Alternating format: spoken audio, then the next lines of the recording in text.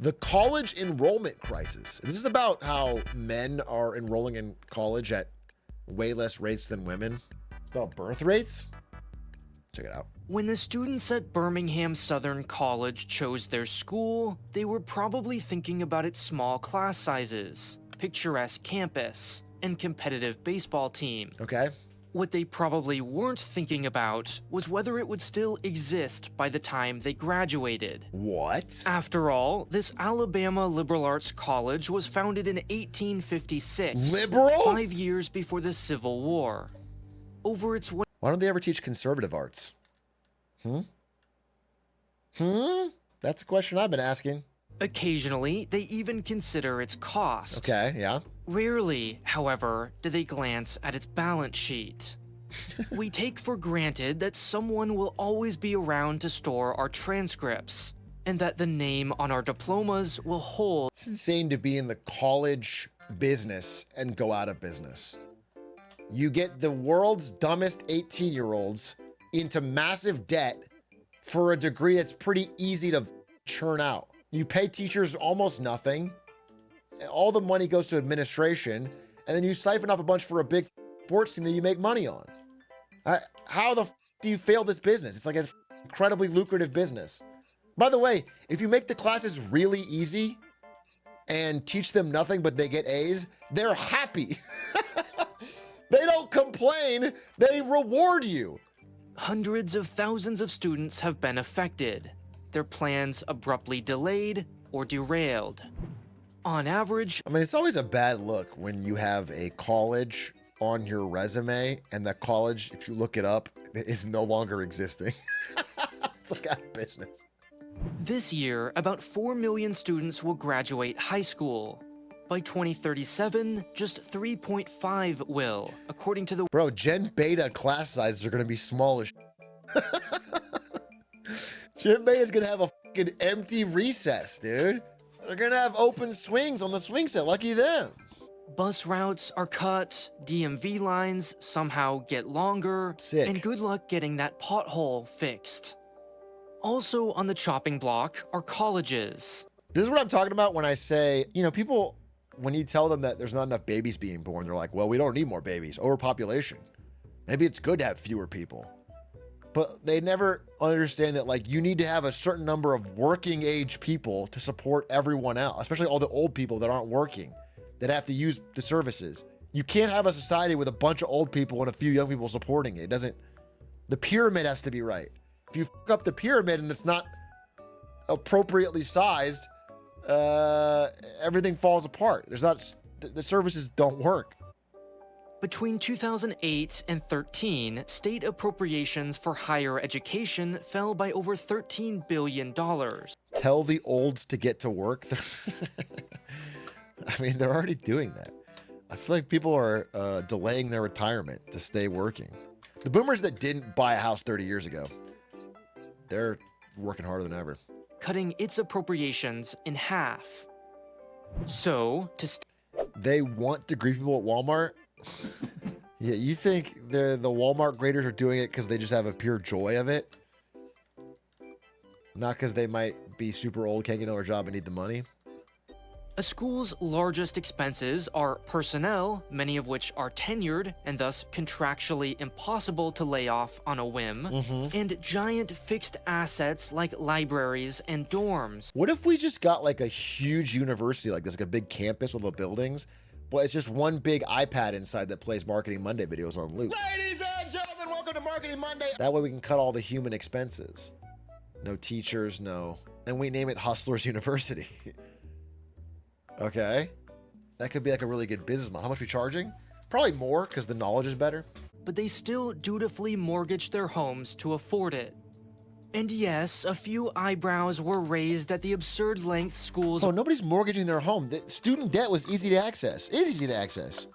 They'll happily give you a massive ass loan at 18. That's why the prices can rise this much. It's because you can get access to easy capital as a child if you say it's for a fucking degree.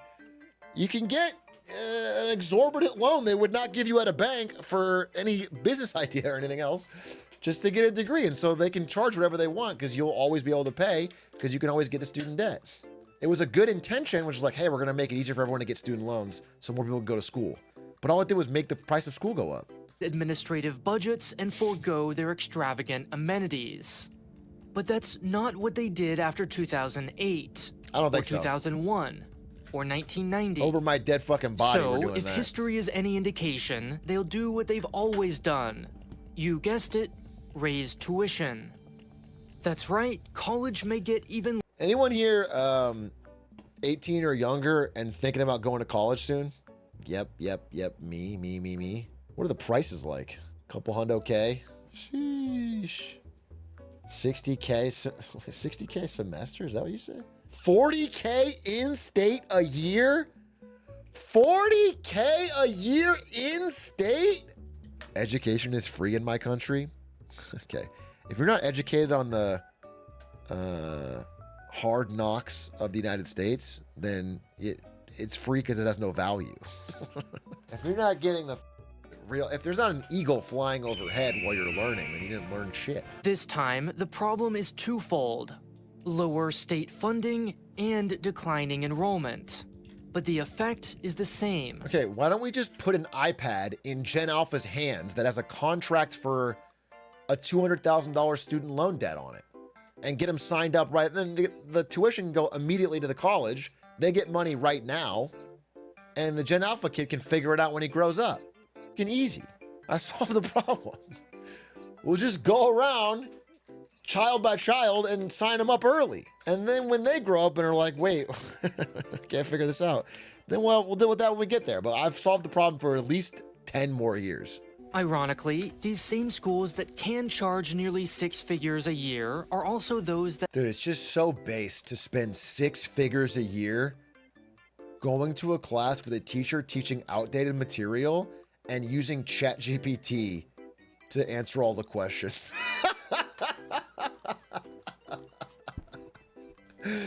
There is nothing more base than that, dude. And then go back to your dorm and play League of Legends.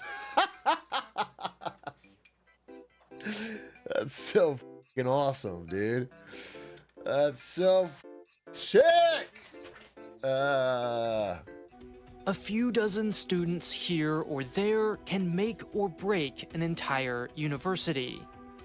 And needless to say, many schools will lose a lot more than a few dozen. Okay. University of Pennsylvania professor of education Robert Zem Just charge the Zoomers that are still there double. What's the problem? Just like charge them more. Easy, I solved it. Play ads during lectures. See, we're thinking outside the box. Yeah, during a lecture, play an ad for DraftKings. Build a casino in the school that bets on your college's sports team and then take a cut. Kids would fucking love that. Zemsky estimates that about 20% of all schools face substantial financial risk. Oh my God, dude. You know what you should actually do? If you fail a test, you should be able to spend $1,000 or something to retake it. Like a pay to win. You should be able to, when you first walk into a class, spend $3,000 to roll for an A. What are the odds? Poor. It's like, no, it's like a gotcha. It's like a 5-star and a gotcha. It's like rare. Yeah, like a loot box with your grade in it. Which means students should start asking the uncomfortable question those at Birmingham Southern College surely wish they had. Will this school still be around by the time I graduate? This school looks nice. If it's out of business, you think we could buy it? You guys want to make the H-Rock University here? Who plays baseball? H-Rock State University? You might also consider diversifying your education. Today's sponsor, Brilliant, can help you. Okay, come on. No, that's a little bit. No. Anyway, interesting video. He did talk a little slow. As people pointed out, way too much, but he got there.